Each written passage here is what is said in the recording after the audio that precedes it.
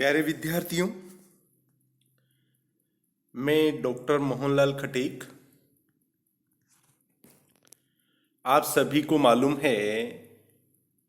BA प्रथम वर्ष के द्वितीय प्रश्न पत्र में हम किरातार्जुनीयम महाकाव्य के प्रथम सर्ग का अध्ययन कर रहे थे और इस प्रथम सर्ग के 19वें श्लोकों का अध्ययन हमने पूर्व कक्षा तक कर लिया था। आज हम 20वें श्लोक का अध्ययन करने जा रहे हैं। आप सभी जानते हैं या आप सभी ने पूर्व में पढ़ लिया है कि जो युधिष्ठिर के द्वारा दुर्योधन की राज व्यवस्था या राज व्यवहार के बारे में पता लगाने के लिए वनेचर नियुक्त किया गया था, वह दुर्योधन की राज व्यवस्था, प्रजा व्यवहार, समस्त बातों को जानकर के युधिष्ठिर के पास आकर के उसको सब कुछ बता रहा होता है। तो इन पूर्व श्लोकों में जो वनेचर होता है युधिष्ठिर को दुर्योधन की समृद्ध राज व्यवस्था के बारे में बता रहा है, यानी उसकी राज व्यवस्था के वैभव को बता रहा था। और राज व्यवस्था के बारे में बताते हुए या वैभव के बारे में बताते हुए या दुर्योधन की समृद्धि के बारे में बताते हुए वनेचर क्या कह रहा था कि दुर्योधन की समृद्धि इस तरीके से बढ़ रही थी कि उसके अधिकार क्षेत्र में आने वाले अनेक राजा या सामंत लोग उसको उपहार स्वरूप में उच्च कोटि के हाथी उपहार स्वरूप देते थे और उन हाथियों के गंड स्थल से लगातार मद जल स्त्रवित होता रहता था, बहता रहता था, जिसकी गंध कैसी थी? सप्तपर्ण के पुष्प के समान उनकी गंध हुआ करती थी। और जो दुर्योधन का जो सभा मंडप था, बहुत बड़ा सभा मंडप था, उस सभा मंडप में अनेक राजाओं के अश्व और रथ खड़े रहते थे और वो जो सभा मंडप था वह उन हाथियों के द्वारा बहाए जा रहे मद जल से गीला हो जाता था। इस प्रकार से उसकी समृद्धि का वह बखान कर रहा था। आगे फिर वनेचर कहता है कि उस दुर्योधन ने अपने राज्य में किसानों के लिए इतनी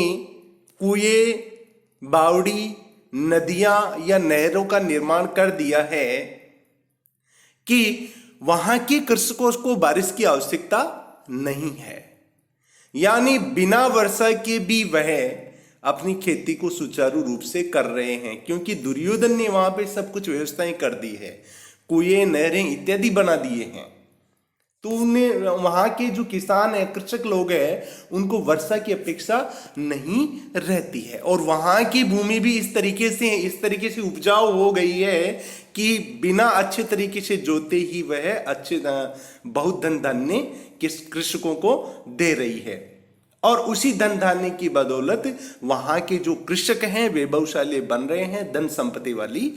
संपत्ति वाले बन रहे हैं। और उस दुर्योधन का वैभव किस तरीके से बढ़ रहा था? आगे वनेचर फिर कहता है कि महायशस्वी, दयालु और सर्वत्र यथा योग्य संरक्षण द्वारा उपद्रव रहित लोकाभ्युदय संपादित करने वाले कुबेर के तुल्य इस दुर्योधन के दया दाक्षिण्यादि गुणों से उपस्कृत अथवा आद्रीकृत पृथ्वी धन स्वयं देती है। यानी वहां की जो पृथ्वी है ऐसी उपजाऊ है कि ऑटोमेटिक धन दे रही है, धन धान्य आदि दे रही है। जिस प्रकार से कोई एक चतुर व्यक्ति नवप्रसूता गो को दूहे लेता है अपने चातुर्य से, उसी प्रकार यह पृथ्वी दुर्योधन के राज्य में बहुत धन धान्य आदि दे रही है। आगे वनेचर फिर कहता है कि वहां यानी राजा दुर्योधन की राज व्यवस्था में कैसे बलशाली महान योद्धा है, कैसे हैं, उनके बारे में बताता हुआ कह रहा है कि महाबलशाली अभिमान वाले यानी मान ही जिनका धन है ऐसे लोग, और अत्यधिक धनों से जिनको सम्मानित किया जाता है, और दुर्जय शत्रुओं के वधादि के द्वारा यश को प्राप्त करने वाले, और किसी कार्य को पूरा करने में स्वयं के शरीर पर ही या आत्मबल पर विश्वास करने वाले, परस्पर एक जगह रहने वाले, विभेद नहीं करने वाले, उस राजा दुर्योधन के जो धनुर्धर योद्धा है वो क्या करते हैं, अपने प्राणों की आहुति देकर भी दुर्योधन के इष्ट को सिद्ध करना चाहते हैं। यानी उसके धनुर्धारी महाबलशाली योद्धा कैसे हैं, अपने प्राणों की आहुति देकर भी उस दुर्योधन के इष्ट को संपादित करने की इच्छा करते हैं। अब प्यारे विद्यार्थियों, हम 20वें श्लोक का अध्ययन करने जा रहे हैं, और 20वें श्लोक में वह वनेचर क्या कहता है युधिष्ठिर को, मही भृताम सच्चरितैश्चरै क्रिया सवेद निशेषम अशेषित क्रिया महोदयस्तस्य हितानुबन्धिभिः प्रतीयते धातुरिवेहितं फले। सर्वप्रथम इस श्लोक का हम अन्वय करते हैं। अशेषित क्रियः सच्चरितैश्चरै महीभृतां क्रिया निशेषं वेद धातु इव तस्य इहितं महोदयै हितानुबन्धिभिः फलै प्रतीयते। अशेषित क्रिया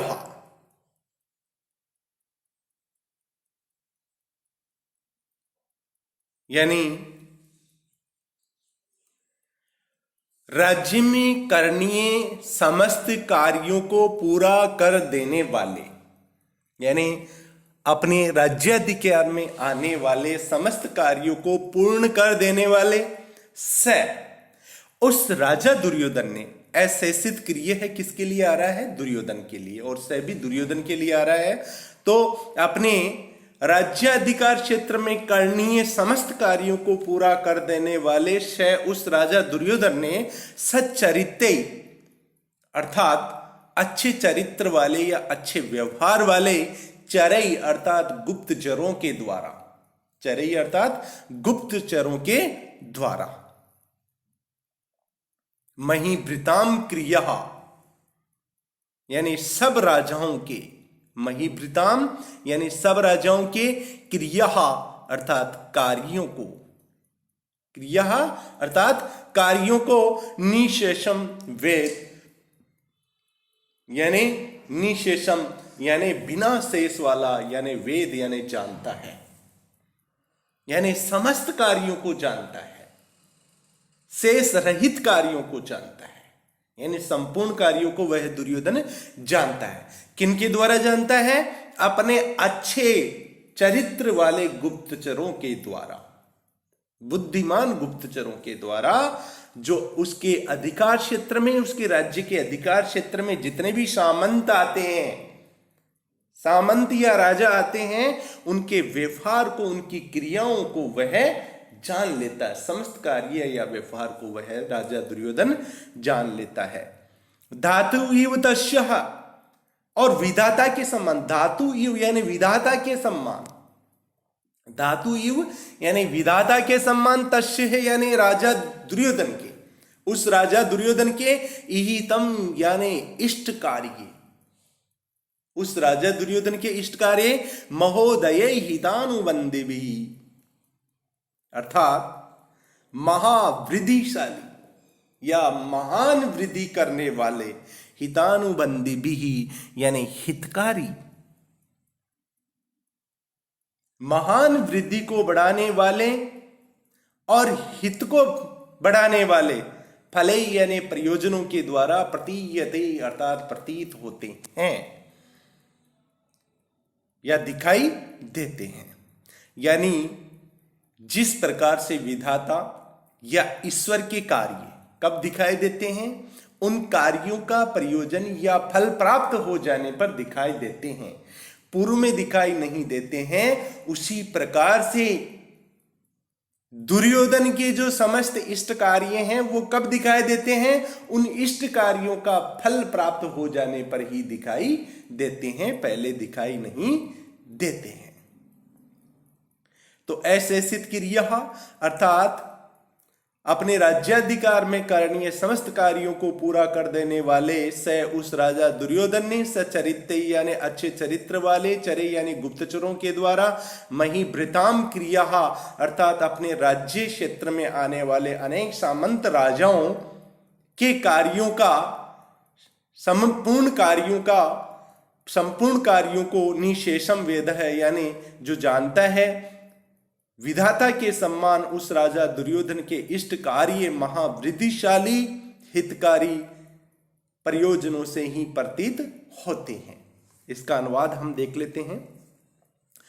समस्त आवश्यक राज कार्यों को समाप्त कर देने वाला वह दुर्योधन शुद्ध चरित्र वाले गुप्तचरों द्वारा राजाओं के कार्यों को संपूर्णतया जानता है, अर्थात सामंत राजाओं की समस्त मंत्रणाओं एवं चेष्टाओं को वह अपने गुप्तचरों द्वारा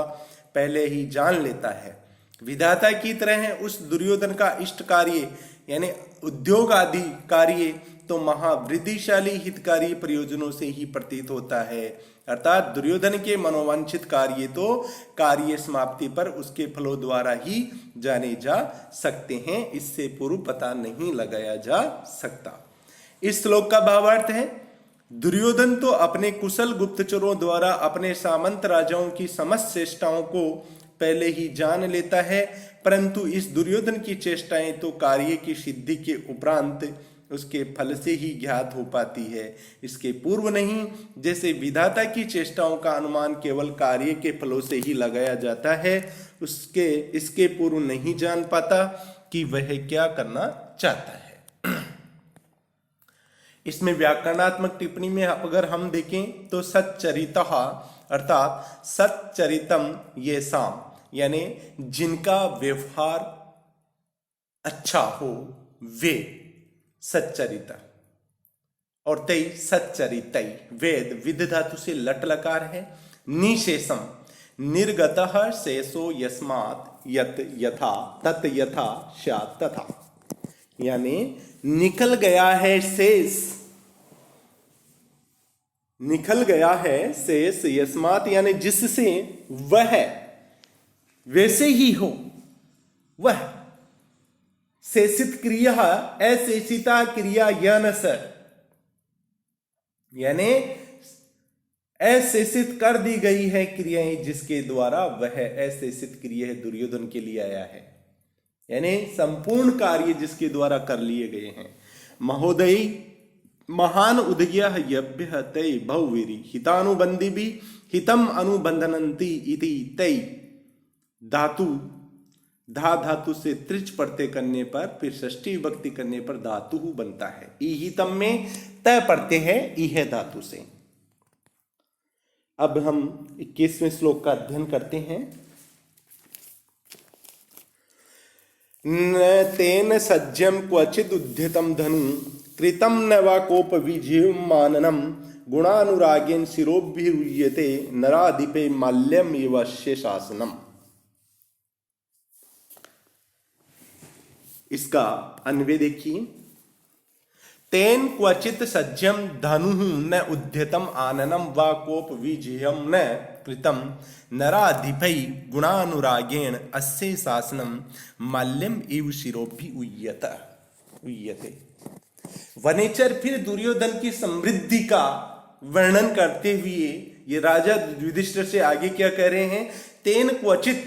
उस तेन यानी उस राजा दुर्योधन के द्वारा क्वचित यानी कहीं पर भी, सज्जम यानी प्रतंचा से युक्त धनु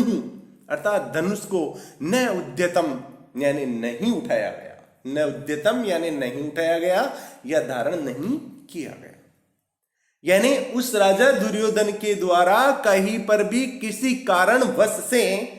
प्रतंचा के साथ अपने धनुष को नहीं उठाया गया, यानी युद्ध करने के लिए अपने धनुष को काम में नहीं लिया। आननम वा कोप विजीयम न कृतम, और आननम यानी मुख वा अथवा आननम यानी मुख कोप विजीवम यानी कोप से विकृत न कृतम यानी विकृत नहीं किया गया। यानी ऐसा भी नहीं है कि दुर्योधन को कभी क्रोध आया हो और क्रोध से उसका मुंह विकृत हो गया हो, ऐसा भी नहीं हुआ है। नराधिपई यानी अनेक राजाओं और सामंतों के द्वारा, अनेक राजाओं और सामंतों के द्वारा गुणानुरागेन उस राजा दुर्योधन के दया दाक्षिण्य आदि गुणों के अनुराग से ही अस्य शासनम उस राजा दुर्योधन के शासन को माल्यम इव यानी माला के सम्मान सिरोप भी यानी सिर पर या सिर से उय्यते यानी उठाया गया है, यह सिर पर धारण किया जाता है। यानी वनेचर कह रहा है कि उस राजा दुर्योधन ने कभी क्रोधवश अपने धनुष को नहीं उठाया है और कभी अपने मुख को भी क्रोध से विकृत नहीं किया है, बल्कि उनके राज्य में निवास करने वाले सामंत और अन्य छोटे राजाओं के द्वारा दुर्योधन के गुणों से ही यानी दुर्योधन के गुणों से ही उसके शासन को सिर पर माला के सम्मान धारण किया गया है। यानी दुर्योधन इस प्रकार से शासन कर रहा है कि दुर्योधन के कोप से या क्रोध से उसके राज्याधिकार में निवास करने वाले सामंत या अन्य राजा लोग उसके शासन को नहीं मानते हैं, बल्कि उसके शासन को कैसे मानते हैं? दुर्योधन के गुणानुराग से, यानी दुर्योधन के दया दाक्षिण्य आदि गुणों के अनुराग से ही उसके शासन को माला के सम्मान सिर पर धारण करते हैं। जिस प्रकार से माला को उसके गुणों के कारण से यानी सुगंध आदि गुणों के कारण से सिर पर धारण किया जाता है, गले में धारण किया जाता है, उसी प्रकार से जबरदस्ती थोड़ी किया जाता है माला को गले में धारण, उसके गुणों के कारण किया जाता है, क्योंकि माला में गंध आती है, सुगंध आती है, इसलिए गले में या सिर पर धारण किया जाता है। तो वैसे ही दुर्योधन के शासन को उसके राज्य में निवास करने वाले सामंतों के द्वारा सिर पर धारण किया जाता है। अनुवाद देख लीजिए इसका। उस दुर्योधन ने कहीं पर भी प्रत्यंचा सहित धनुष नहीं उठाया और न मुख ही क्रोध से विकृत किया, तथापि फिर भी सामंत राजाओं द्वारा गुणों के प्रेम से ही उसकी आज्ञा पुष्पमाला की तरह सिरों पर धारण की जाती है। अर्थात जिस प्रकार लोग सुगंधि की लोभ से पुष्पमाला को सिर पर धारण करते हैं, उसी प्रकार गुणों के प्रेम से राजा लोग इसकी आज्ञा को सिरोधार्य करते हैं। इस श्लोक का भावार्थ यह है कि सभी सामंत राजा उसकी आज्ञा को गुणानुरागवश सिरोधार्य करते हैं, अतएव इसे न तो कभी धनुष ही उठाना पड़ता है और न क्रोधित ही होना पड़ता है। जब क्रोध ही नहीं आता तब धनुष उठाने की आवश्यकता भी क्या। राजा लोग आतंकवश नहीं अपितु इसके दया उदारता आदि गुणों के कारण स्वेच्छा से इसकी आज्ञा को उसी प्रकार सिरोधार्य करते हैं जैसे सुगंधि के लोभ से लोग पुष्पमाला को सिरोधार्य करते हैं। इस श्लोक की व्याकरणात्मक टिप्पणी में अगर आप देखते हैं तो देखिए, सज्जम जय्या सहितम वर्तते इति सज्जम, उद्यतम उत प्लस यम प्लस तय पढ़ते हैं और कृतम में भी तय पढ़ते हैं कृ धातु से। कोप विजीयम में कोपेन विजीयम तृतीय तत्पुरुष समास है। उय्यते में वह धातु से लट लकार है कर्मणि में, और माल्यम माला इव माल्यम माला से सह्य पढ़ते हैं, और शासनम में सास धातु से ल्युट पढ़ते हैं जिसको अनादेश हो जाता है युआर नाकौ सूत्र से। प्यारे विद्यार्थियों, आज की कक्षा यही पर समाप्त करते हैं। धन्यवाद।